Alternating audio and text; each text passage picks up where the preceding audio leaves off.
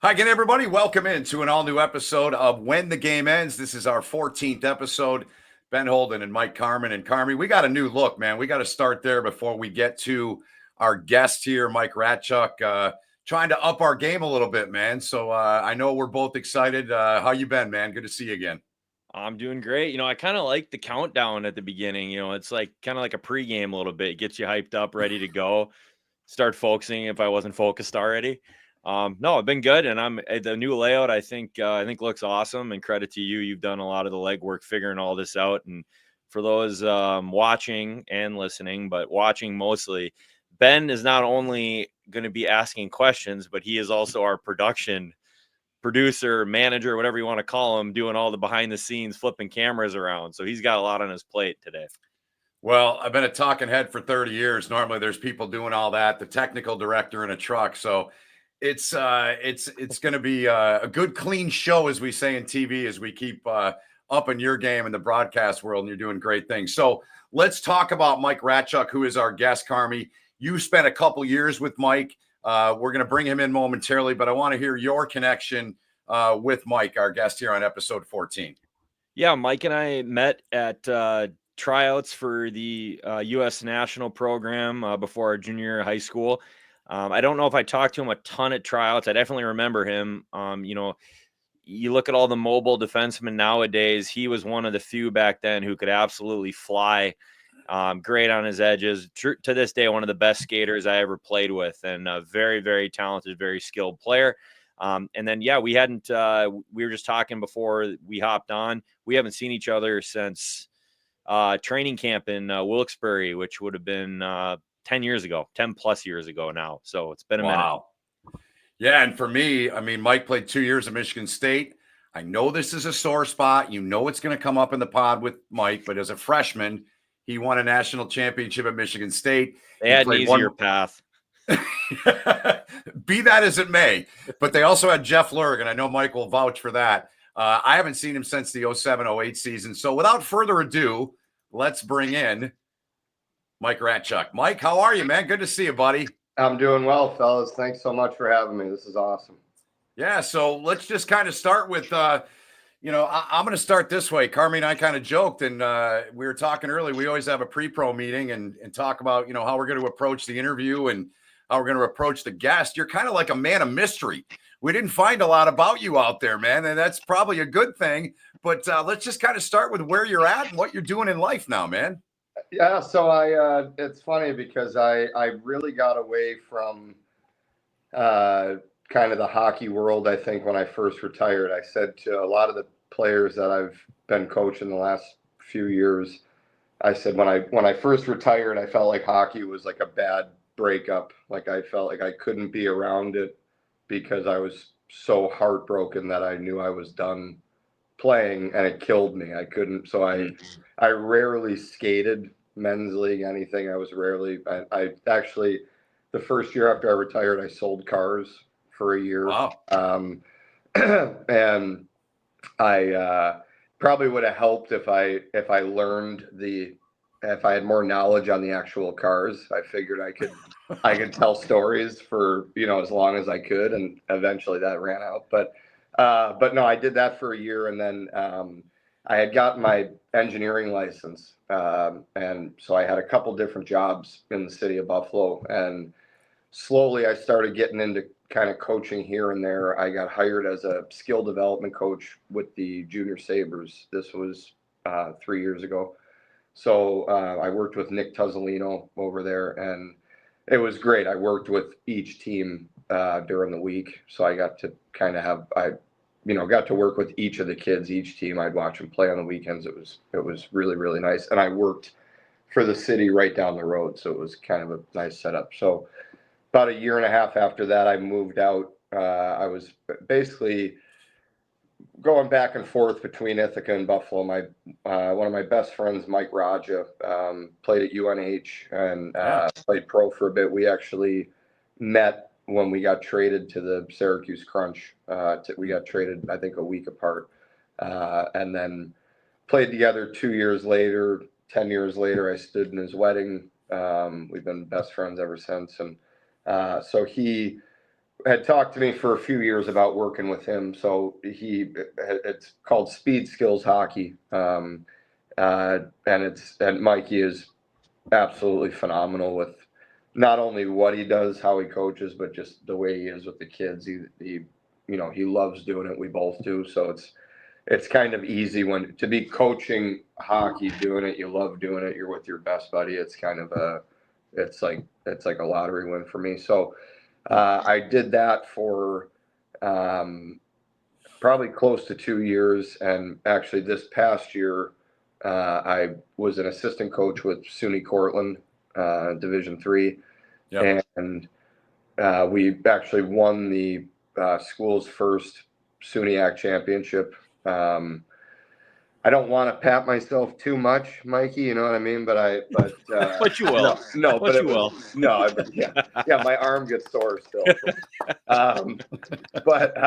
No, but I absolutely love it. Joe Cardarelli is the head coach there, and he has a great program going. He's been there for I think 11 years now, and he was great to me. He was patient with me as far as being a first year coach, and but I absolutely love that. So as of a little over a week ago, I just graduated the fire academy in Buffalo. So I'm Wow, a congrats. probationary firefighter in Buffalo now. So, which I'm thrilled about. I'm so excited about it. And, now with the schedule, I'm able to do that and also coach at the same time. So life is good.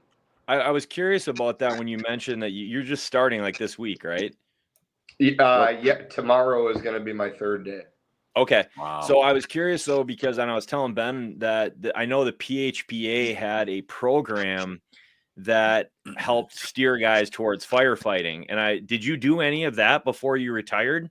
I didn't, stupidly, I didn't. And I think, to be honest with you, going back to the bad breakup thing, I don't think I didn't really like looking into things that had to do with not playing anymore.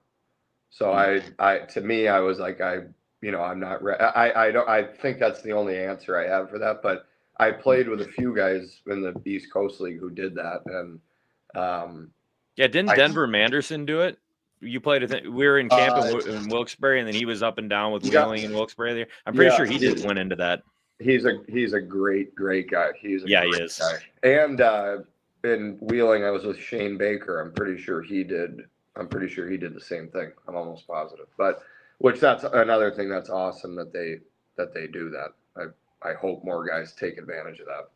So I have a little bit of advice for you. I've got a good buddy out here who is a firefighter, and we were out to dinner for his birthday over the weekend, and he was telling a story because we were talking about foods we don't like. And rule number 1 for you is it's just like a hockey locker room. Don't tell people what you don't like, or they're going to cook it for you. Yeah, that's something I think. See, now I'm lucky too, where I'm lucky because I've spent a life in locker rooms, and also my father was a firefighter in Buffalo for 33 years. So oh wow, I feel like I grew up with a lot of those stories of don't let people know what bothers you, don't let people know what don't, just try and keep those things to yourself. But yeah, that's smart advice. I'm glad, Ben, you can go here. Sorry. I'm glad you said it though about your dad, because I was almost positive. I'm like, I swear his dad was a firefighter too when you texted me that. So I'm glad that my memory's not completely fading. Yeah. So, thanks for helping me out there. Yeah. So I'm curious, was this, as you know, Mike, the premise of our podcast is, when the game ends and how hockey players, and we do all sports, we don't discriminate. Was that part of your plan? Was that something that you always had in the back of your mind that you wanted to do when you were done, or did it just come about recently? No, I think it's always been there. I think it was a mix of a lot of things, to be honest with you. Besides the fact that my father did it, and my father and my brother being pretty much two of my idols, whatever they were both doing, I was interested in. So, and I remember in my off seasons in the summer going into the firehouse and just even if it was 5 minutes or for an hour, and like, and it was just, I used to love that feeling of being around those guys and watching my dad with the guys that he worked with and how close they were. And that, all of that mixed with, I would say 3/4 of the guy, if not most, 3/4 of the guys that I grew up very close with are firefighters, police. I have a lot kind of on both sides, which it's cool, especially with this job now, because I see them now everywhere I go. It's guys I grew up with and I trust and I know, and they have a hockey team, which is nice. So it's Cool. also it's cool because we have one of our biggest games here is the cop versus fire game, and a lot of my best friends are cops that play on the team. So it's almost like the best shinny game you could think of. That's pretty cool. I'm spoiled with that stuff. So so yeah, it was probably something that was always there, and I've always said, probably more so as I got older and towards the end of when I was playing, that I wasn't exactly sure what I wanted to do, but I want to do something where I can help people and protect people. It's something I always wanted to have as part of my life. So so yeah, I feel very lucky. The academy was tough. It was about 4.5, 5 months long.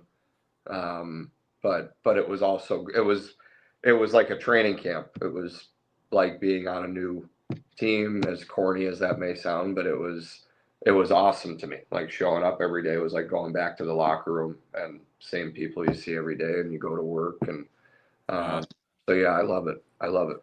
So quick follow-up, Carmi. So I have a good friend that I went to high school with who he's my age, so he's north of 50 by a year or two, and he just retired. He used to call home the fire station literally across Munn Field.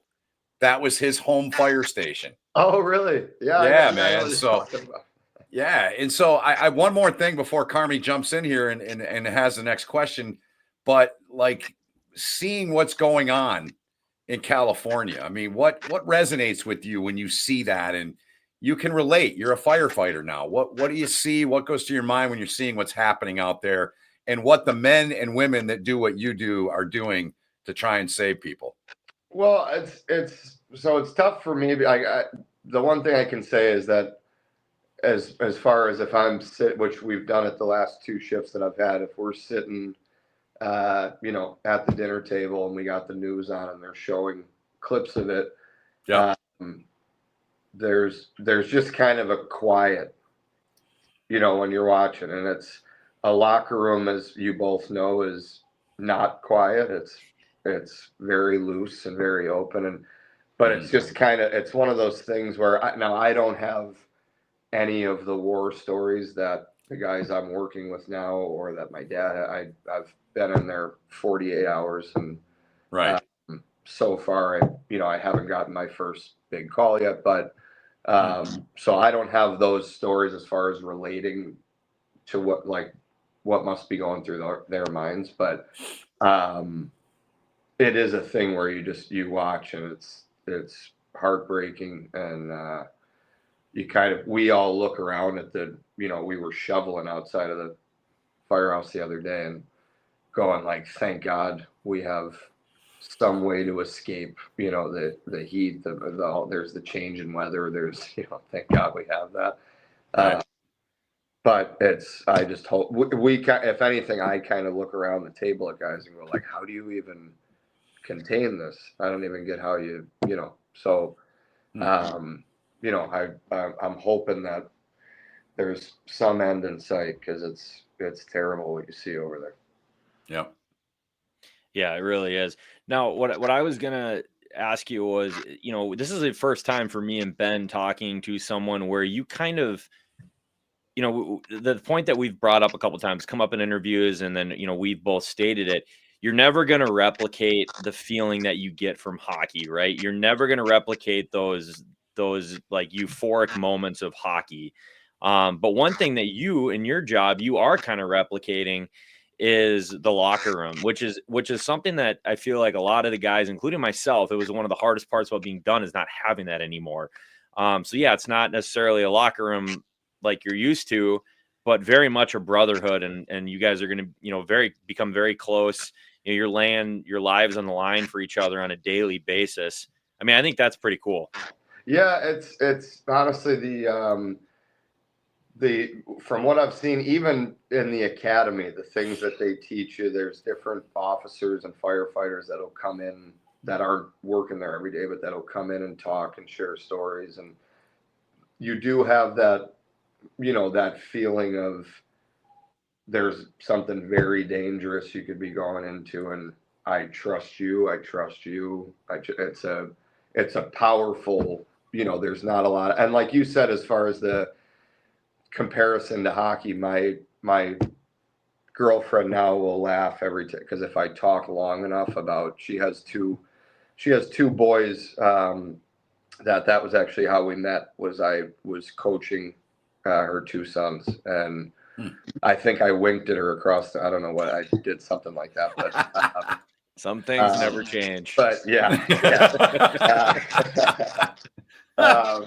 But anytime I'll talk, like when the Stanley Cup Finals were going on, I was sitting up with her two boys, and it was kind of cool, Mikey. They're talking to me about like Kyle Okposo, and so I'm sitting there telling them story. Like right now, I get chills because I remember meeting Kyle, and I remember going to the select festivals and playing with them, and I always thought like he was confident, but not an arrogant. I don't think he could. I don't know if he could be arrogant if he tried. He was just always such a good dude, I thought. And so it was, you know, it was funny because her youngest son, Braden, Jamie, my girlfriend, her youngest son, Braden, he goes, does it make you sad when you see people that are still playing that are, you know, your friends? And I like kind of look over at Jamie and I go, you know what? I think when I was closer to playing, like I still I still every summer go like, maybe somebody will call. Like you never know. Maybe someone will call and say they need a very old defenseman with 2 hip surgeries and like that. You never know. But I said to him, I go, I think now I've gotten to the point where it's more of a pride feeling. Like I have these really strong memories and connections with these guys that have, you know, Pat Maroon, guys that I, you know, played with early on that were just really, I say to her boys all the time, I'm more happy for them because they're very, very, very good guys. They're just good-hearted guys. Like I'd say to the kids now that I coach as much as possible, if you're real fast, your hands you got quick hands, you got, you know, the whole thing, but you don't have a big heart and you're not good to people around you.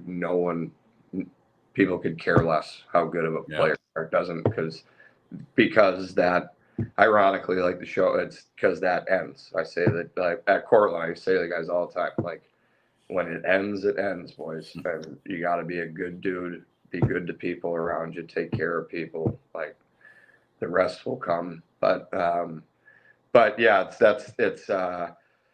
it's funny just seeing those guys, like I'm just automatically thinking back to those, you know, those old days. I miss that stuff.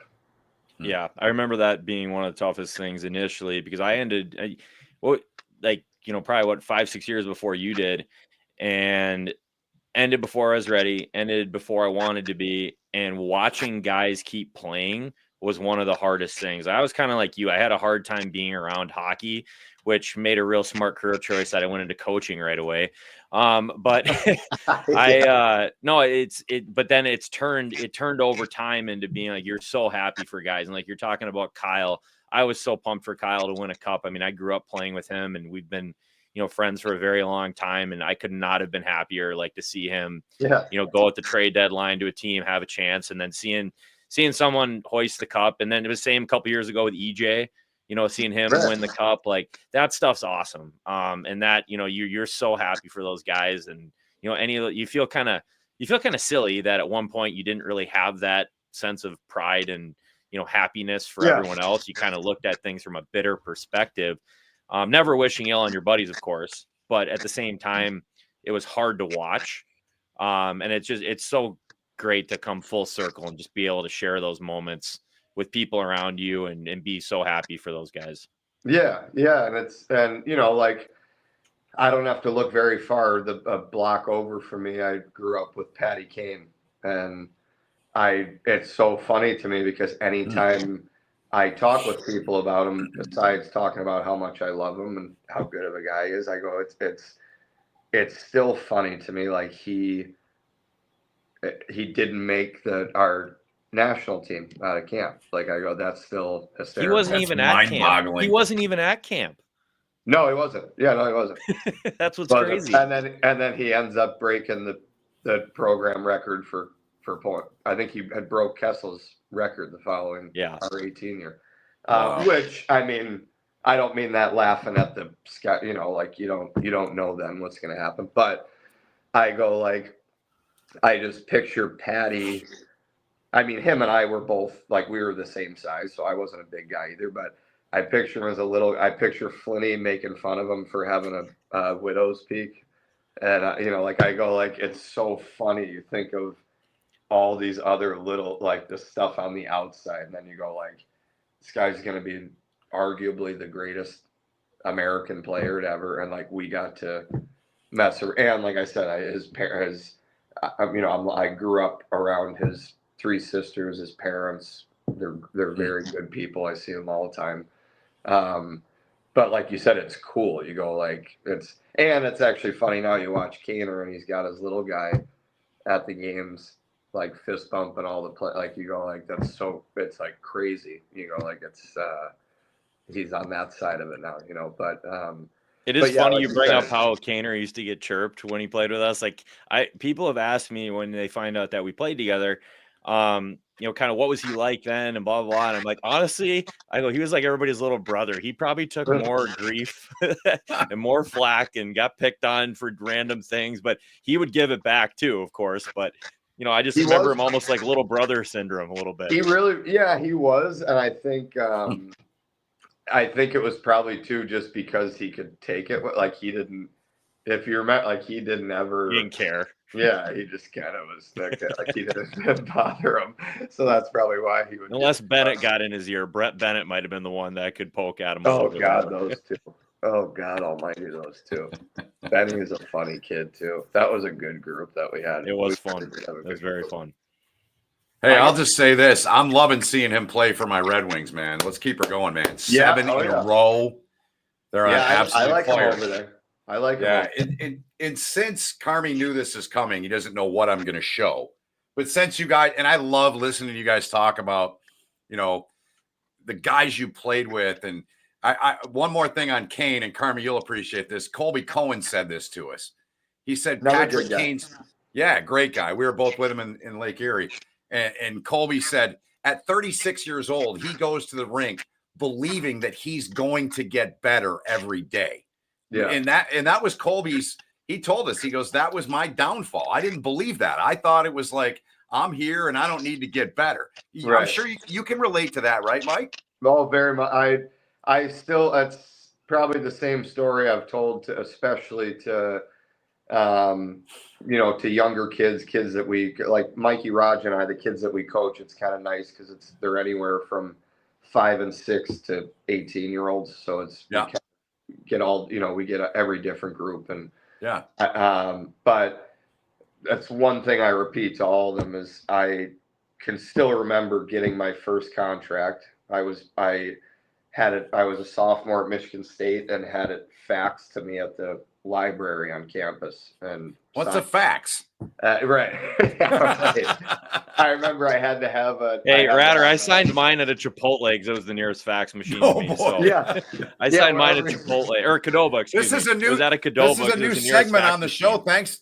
Sorry, Carmi. This is a new segment on the show. Thanks to Mike. We need to start asking every guest, no matter what the sport, where were you when you signed your first pro contract? So go ahead, Mike. Yeah, I was. And the funny thing was that you brought up Lurgy. The night before, I knew that I was going to sign the next day, and I didn't want to leave school. Anybody that knows me now, I'm 36 years old. Anyone that knows me knows that I don't like change. I don't like goodbyes. I don't like, as my career went on longer, I probably drove teammates nuts because at the end of the year, I remember I always envied guys that were like, "Hey, all right, have a good summer, fellas. See you later." I'd be like, "We're done.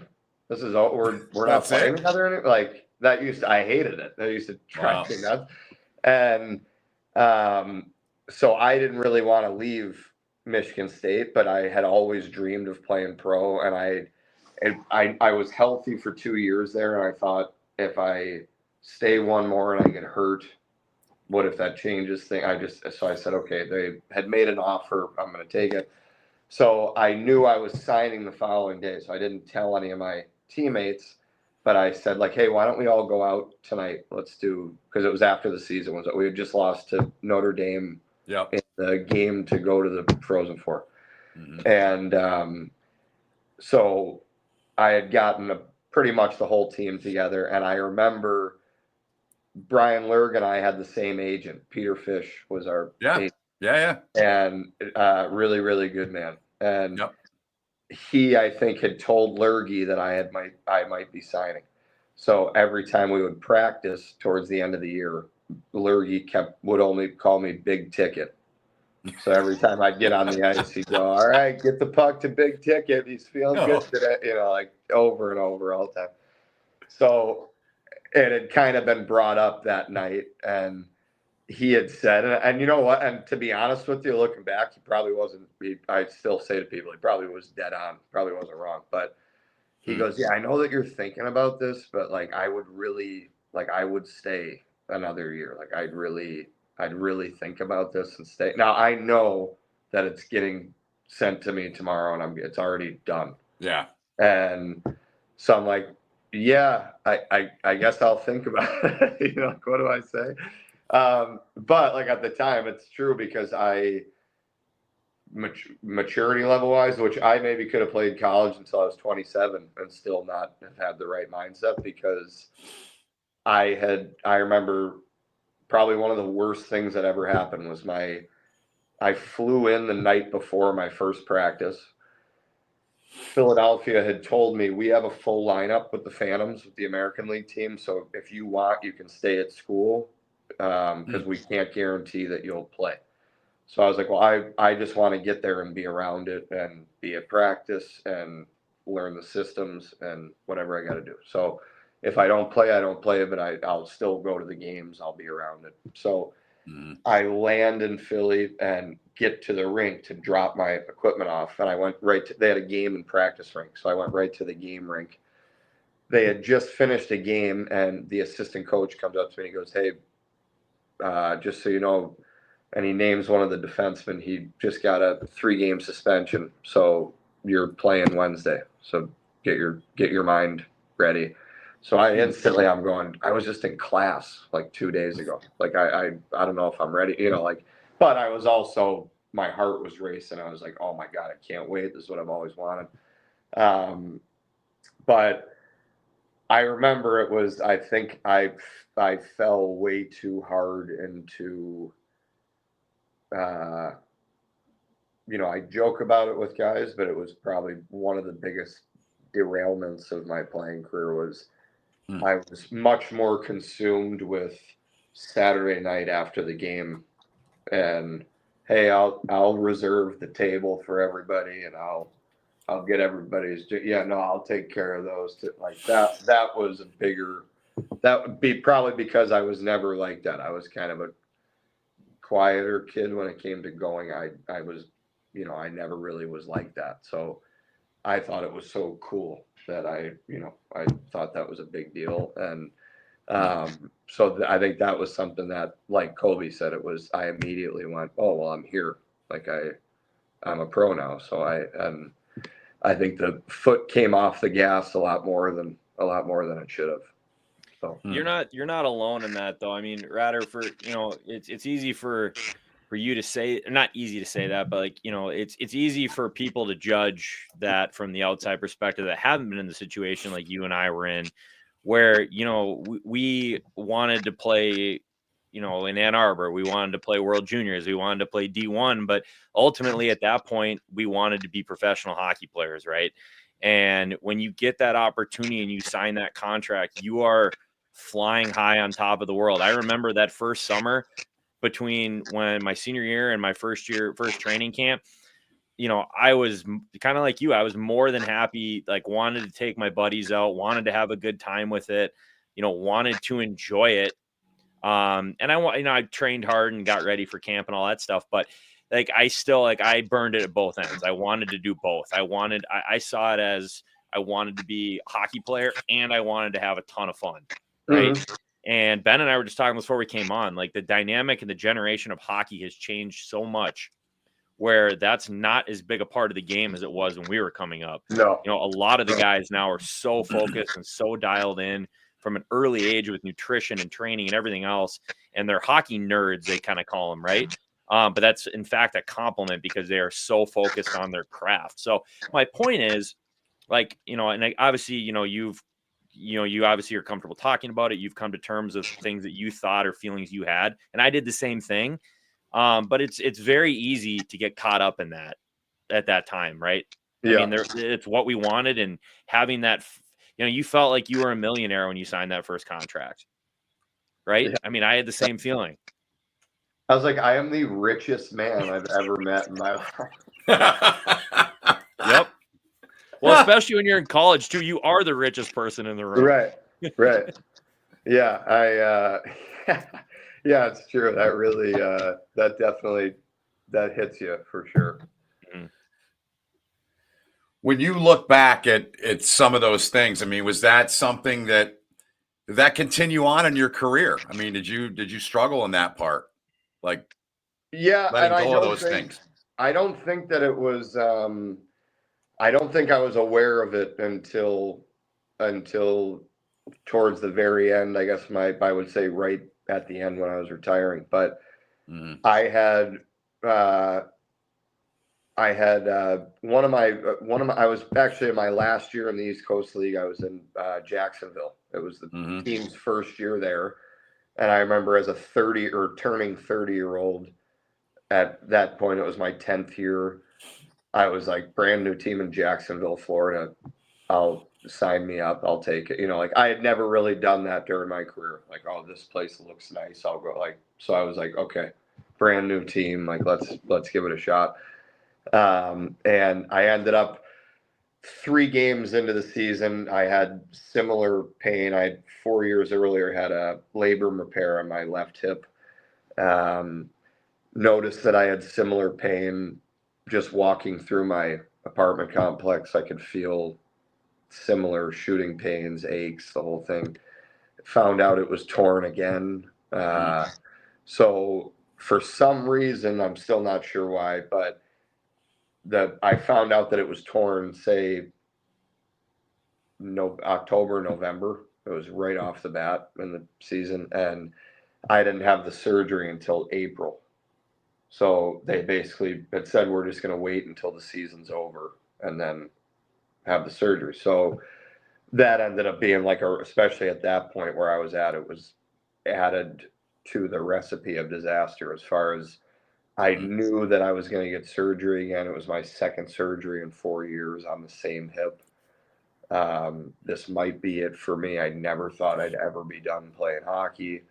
And I'm getting paid every 2 weeks like I'm a player, but I'm sitting in my apartment and I can't go anywhere, and I'm losing I'm sad I'm not playing. And so I think I was never when I was a younger kid, when I was in high school, even when I was at Michigan State, I was never a big drinker.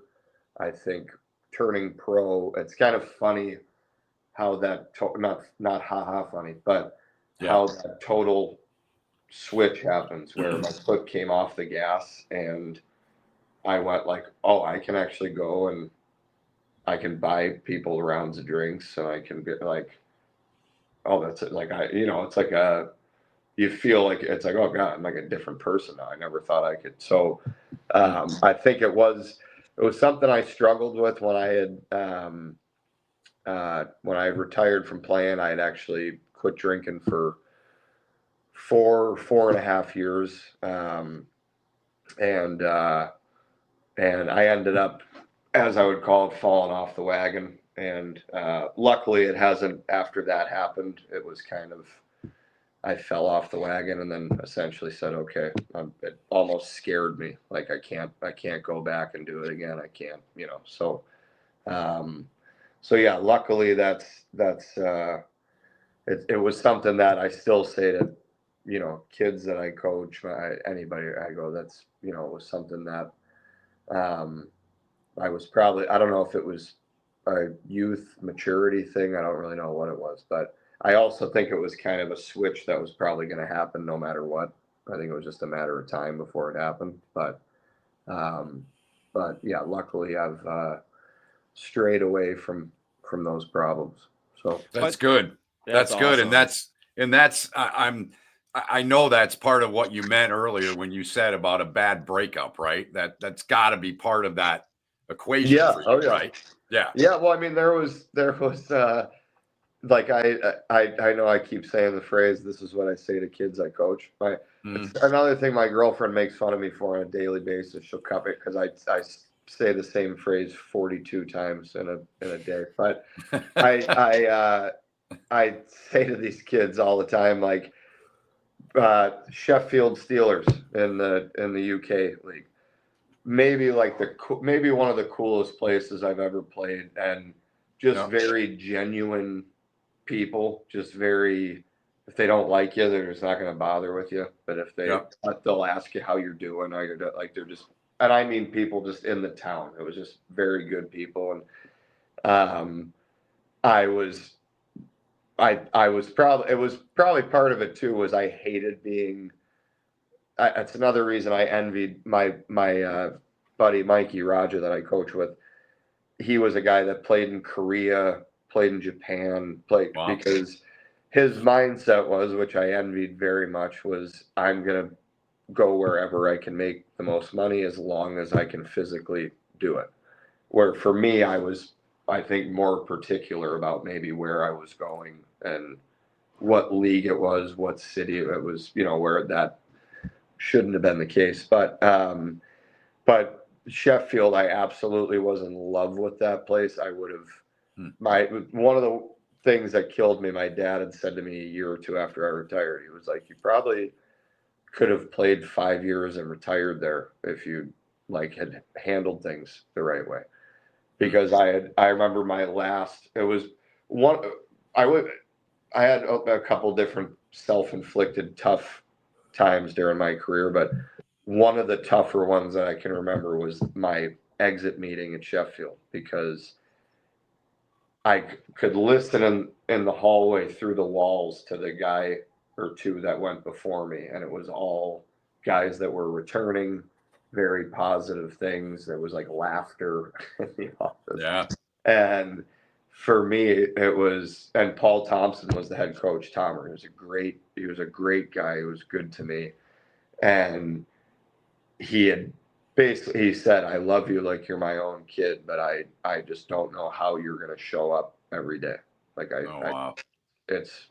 I don't know what to, and he basically, as I was leaving, was like, I can't tell you yes, I can't tell you no. I'm just not sure what's going to happen. So that started basically anxiety-filled week or two of what's going to happen, and then I pretty much found out, okay, we're going to go a different direction. But I'd say that's it. Younger kids all the time, that was. Can you try to picture that feeling of being in love with this? Literally them saying, we're all set, we're good, we're going to look somewhere else. But it was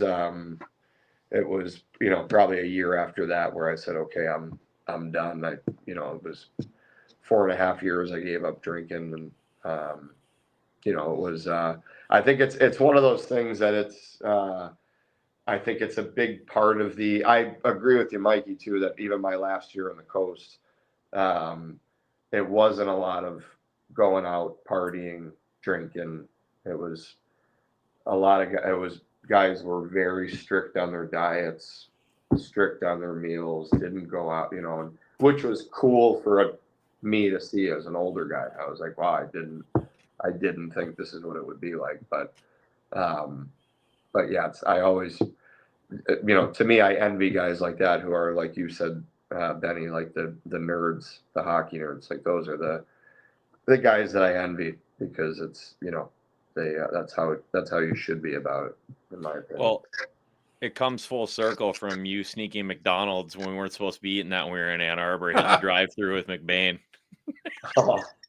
I'll see, the one that I'll never forget was, which I'm hoping that you don't, and no one else on the team remembers, but Heinze was real strict about pop, and that's, to this day, that's my biggest vice, is a glass of cherry Pepsi was one of my biggest vices. So I had gotten orange Sunkissed and emptied a Gatorade bottle and poured it into the Gatorade bottle, so I could have it in the room. So to me, I was like, this is perfect. Like, no one's gonna know. And I'll never forget, Heinze came in before a game and had just gotten quiet, and he went to start talking, and I opened it and it went like, and he like turned and looked, and I was like, oh, dear God, and just put it down, but yeah, those were, I couldn't stay away from it at times. I really couldn't. That's fast food was a weakness for me.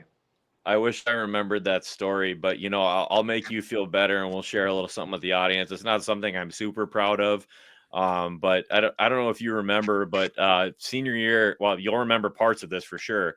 Senior year, we were in Finland for the 4 or 5 Nations, whatever it was, in the fall, and like my dad had flown out along with some of the other dads, and Heinze was coming around for curfew checks. And at this point in time, I was doing a little bit of chewing tobacco. And I thought that, it was kind of like curfew had come and gone. I was like, all right, it's safe to whatever, have one. And I will never forget Greg Squires opened the door to Heinze knocking on it as I'm trying to pull the chew out of my mouth. And again, not something I'm super proud of, but I remember that getting, I being in absolute panic mode, that I was like, oh my God, we haven't even played a game out here in Finland yet. My dad flew out here. He's going to kill me. And Heinze, to his credit, we met the next day, and he's like, I'm not going to sit you, anything like that, but there will be repercussions when you get home. And do you remember that I had to give a presentation to the team about why chewing tobacco was bad? I was just going to say, you ended up giving an incredible presentation. Yeah. Great. Do you know how hard it was speaking to you guys? Everybody's laughing because Heinze's in the back of the room looking at me, and I'm looking at all of you guys. The funny thing was about the night that you got caught was I can almost remember what you were wearing. I can remember that for whatever reason. I remember you turning, like, because we were in the living room, like it was like a suite. Yeah, we like an apartment almost. Yeah, so your room was over here, and I was sitting on the couch, and Heinze walks in, and you turned around and walked right towards me, towards your room, and I'm looking at Heinze like, oh no, like what's gonna happen? But I mean, that's one of those things. I think a lot of people. I was just fortunate that I can't even smell that stuff, or I get queasy. Yeah, I'm that way now for sure. I don't do. But yeah, you nailed. I wanted to make you feel better. I wanted to make you feel better. The presentation. Hey, and last story, Benny, because I feel like we're turning this into he and I stories, but no, we got time. You go where you want. The last story is, Mikey, do you remember our intermission wrestling match? Oh yeah, I'll never forget it. I've told a few people that story. That's still the wildest thing that's ever. So we were playing at home in Ann Arbor at the Cube, and I think we were playing a North American League team. Yep. Because it was our under 17 year. And Heinze did not like our compete level. That was to this day. That's one of the things I'm the most thankful to him for, is that he taught me about competing. Like, that's still 100% something that I'm like religious about because of him. But he did not like the way that we were competing, wasn't a fan of it. So he comes into the room, and he would have this look. There's still times when he's on TV, when they're on TV, and I'll sit with my girlfriend's son, and I'll go, look at this guy's face, and picture being 16, and like he was terrible, and he wouldn't look angry. He would just kind of stare at you, and you would go like, oh no. And he had come in, and I think he had dressed it first, the compete level. And then for whatever reason, Mikey and I are the first two names that he calls. Ratchuk, Carmen, get up. So we get up, and I think we maybe still had our helmets on, or he said, put your helmets on. But we put our helmets and gloves on, and he goes, okay, go. And I like, what the? So we both just run at each other, and it was like a wrestling match. Like we're in our full gear, skates on, helmets, gloves. And then he goes, okay, enough. And then he yells two other names, and they get up, put their helmets on. They start. This is in between the first and second period of the game. So I sit down and look over at Mikey. I'm like, I'm sorry. I'm like, what the hell just happened?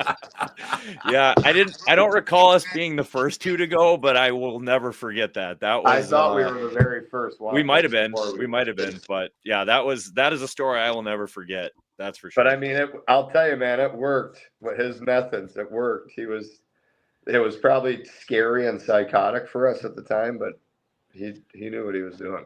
Oh yeah. So you may want to wrestle again, because I've been sitting on this. Carmi, I think you know what's coming now. So since you guys are talking about memories, there you go, there Mike. It is, baby. There it is. So what a group of beauties that was. Like you guys both played at high levels in college, and played professionally. When you're 18, you were 18 on that team, right? I thought I saw you were 18 that year. Yeah. Like you don't think about any of this stuff, man, but think back now to those moments that you had with that group. What's still in the forefront of your mind about those years in college? Well, we don't have enough time for me to go through all of them, but it is funny how anybody I talk to about that Michigan State team always says, yeah, you guys were really close. Like you guys were really close. I almost feel like I didn't really appreciate it or realize it until I was much older into my career, where I really thought about it. But I had my two things that stick out to me were, and kind of two opposite ends of the spectrum were, the night before my first game as a freshman, my grandfather had passed away. Oh, so wow. the week before, we were playing. Mike, you guys probably did it too. Like we had an exhibition game against like a Canadian university every year. Yep. So ours was on a Friday. I didn't even realize my grandfather was sick, and we called him. My dad's grandpa was Bumpa, and my dad's dad and my mom's dad was Bop Up. So it was either Bumpa or Bop Up was who we were talking about. So I didn't even know he was sick, and my dad had called me before that exhibition game and said, hey, I already talked to Coach Comley. After the game tomorrow, Mom and I are going to take you home so you can see Bump just over the weekend. And again, I'm kind of like, what do you mean so I can see him? But he starts explaining like he goes, your siblings are upset with me because I haven't really shared this with you, but he's not doing great. He's deteriorating. He's not doing too well. So I play that game, go home with my parents, and I'll actually never forget either. After I was sick, I go to the rink in the morning, chills, achy, fever, sick as a dog. They take my temperature. Ace takes my temperature, and I was like 102. I was something like 101, 102. I was something like that. And so he goes, if you're not under 100 by tonight when you come in, you're not playing, just so you know. You're not. So I make the mistake of calling my dad, who's in the car with my mom already on the way. And I tell him there's a chance I might not play. And he starts losing his mind. We're already halfway there. I'm like, no. don't worry, I'll figure it out. I'm going to play. I was just telling you what they told me, but I'm going to play. Don't worry, I'll be fine. So I get to the rink. We had in our locker room, had an ice machine with really chopped up ice. Yep. Took a small scoop underneath my tongue, went into the training room. I was at like 96, 96.5. So Ace was like, okay, you're good to go. Nice. I go, great, thanks. After the game, they gave me, I'm not even sure what it was. It was a shot for basically what I had going on with me because it was after the game, but they gave it to me in my ass cheek. I don't know if I can, my butt cheek, sorry.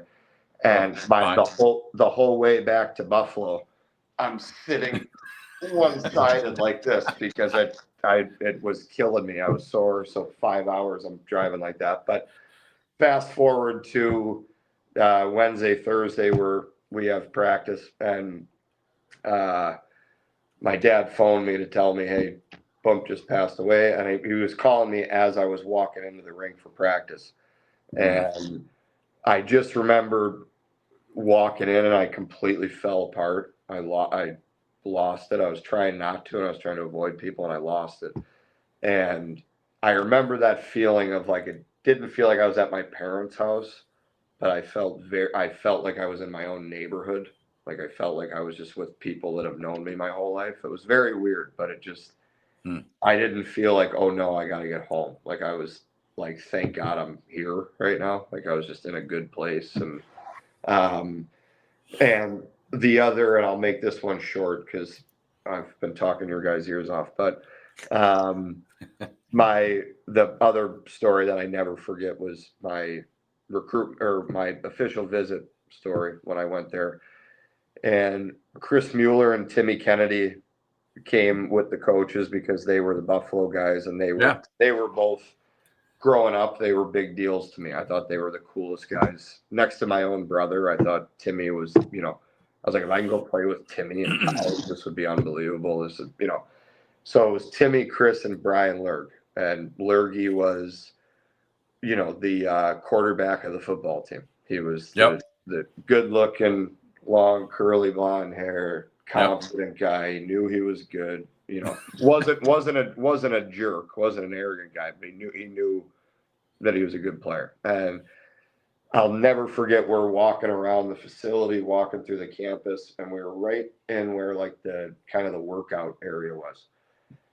And it was just 2 seconds kind of where my dad was with Coach Conley and Coach Renfrew, and Mueller and Timmy Kennedy were right in front of me, and Lergy was kind of walking next to me. And I could almost feel him like looking at me, and I looked over, and he was like, "You're coming, right?" Like, coming. And I remember in my head, my immediate thought was like, "Oh, the cool guy at the party wants me to come. Like he wants me here. This is awesome. This is." So I remember very next day, but even from that visit, like I said before, it felt like my own neighborhood. It felt like I'd grown up there, and the guys I had known forever. So I loved it. That's Mike. I think one thing I wanted to touch on, make sure we hit here is, we again, we're talking about when the game ends, and we talked about, kind of, some tougher years, some things not going as well. When did you know it was over? When did you know it was over? How'd you make that decision? Was it injuries? Was it lack of choice to play? Contracts? What ended it for you? For me, it was honestly probably my hip. Like when that second surgery came, I guess that was probably where I officially was like, I think I was afraid of being crippled, at 40 years old. I was like, I don't want to be limping around too young of an age. I'd rather be, and the guy the surgeon who did my second surgery, who was great, had said to me, I fixed it so you can play again, but the next surgery is going to be a replacement. So the longer you go, the sooner that's going to come. But I think it was, to be honest with you, that's a funny question to me, because it was my last 2 or 3 years.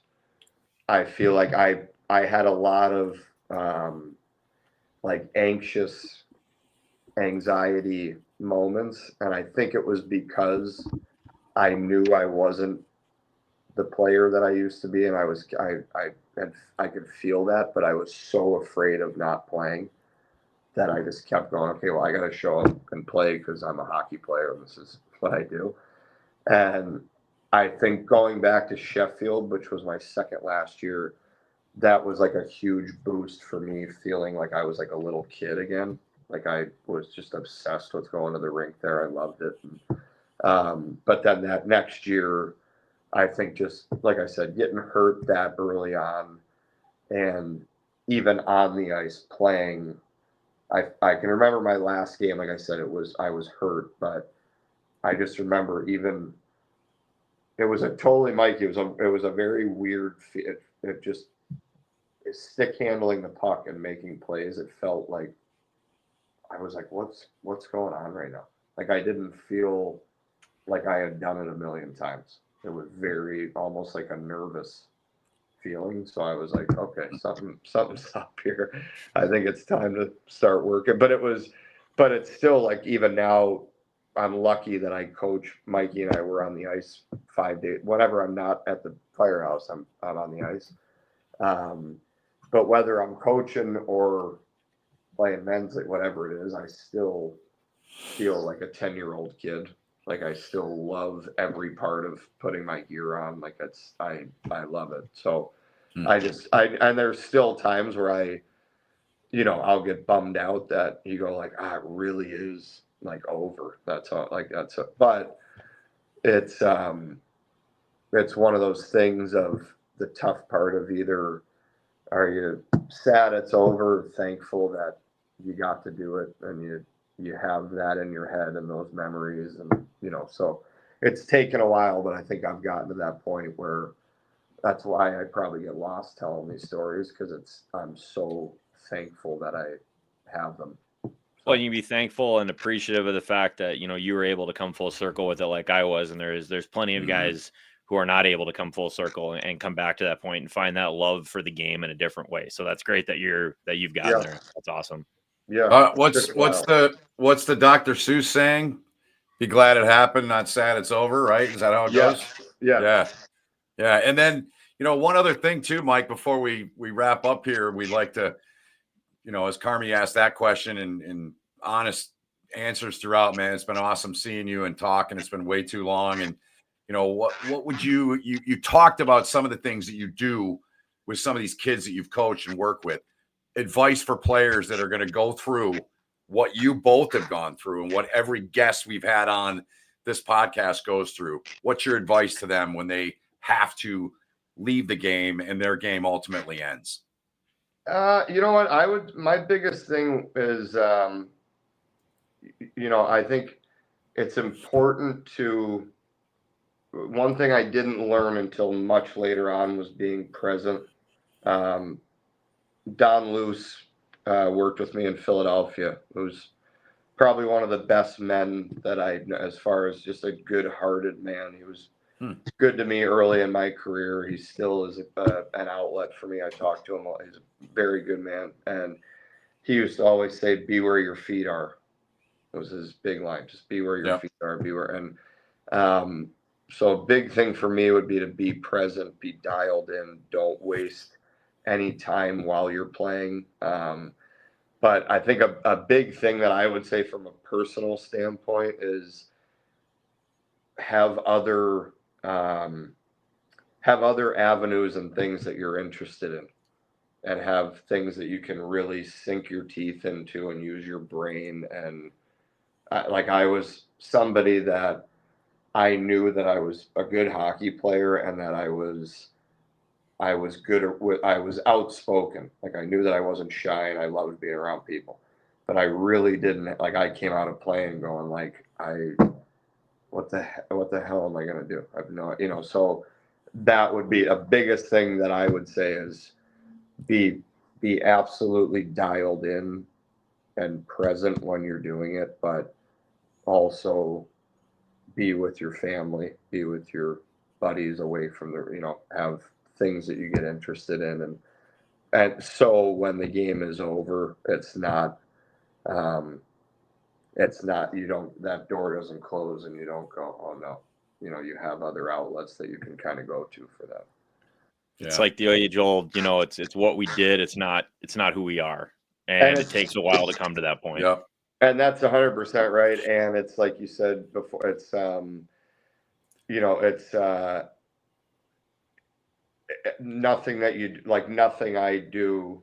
I love being a firefighter. I haven't been on long, but I love being a firefighter. And I'm actually addicted to coaching. I never thought I would like coaching, and I'm in love with it.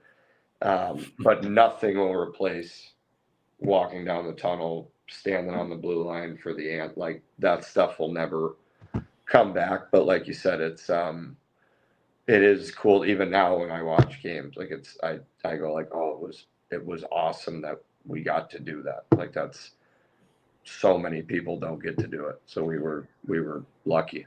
Real quick before we wrap up, Mike, you're exactly right. And just to that point, like, my wife and I go for season tickets for the hockey team, and every game, every single time we were there in time for the national anthem, like, watching that, like, that same, like, you get about a 10 seconds of like that little chill goes through you where you remember playing, you remember how awesome it was, and just be like, God, like, it's what an experience it really was to have that opportunity and be blessed to play at great venues for great teams and play at a high level. And so I'm glad you're there too now. And there's a lot to give back from coaching. I coach as well, and it's a great way to pass on all the positive experiences we've had and help the next generation out.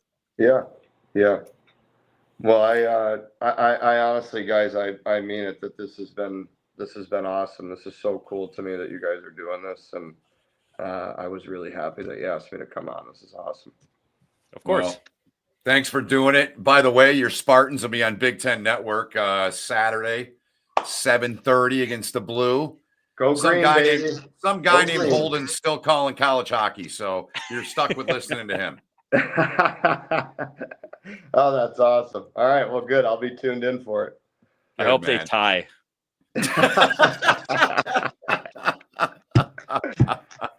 Mike, we're really thank you so much for having me. I'm so happy I got to talk with you guys, and hopefully we can do it soon. You too, bud. We appreciate it. We're happy that things are trending and going in a really good direction for you. And thanks for what you do, man. First responders.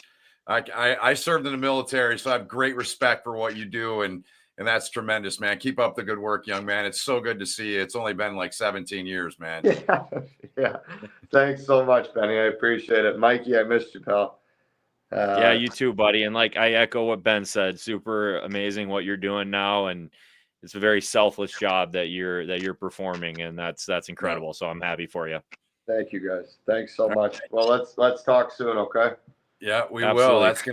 That's gonna do it for episode 14 of When the Game Ends. Our guest tonight, 10-year pro Mike Ratchuk, national champ Carmi. Sorry, I got to do it because it's just factual stuff. At Michigan State in 2007, the last Big Ten school to win the national championship in college hockey.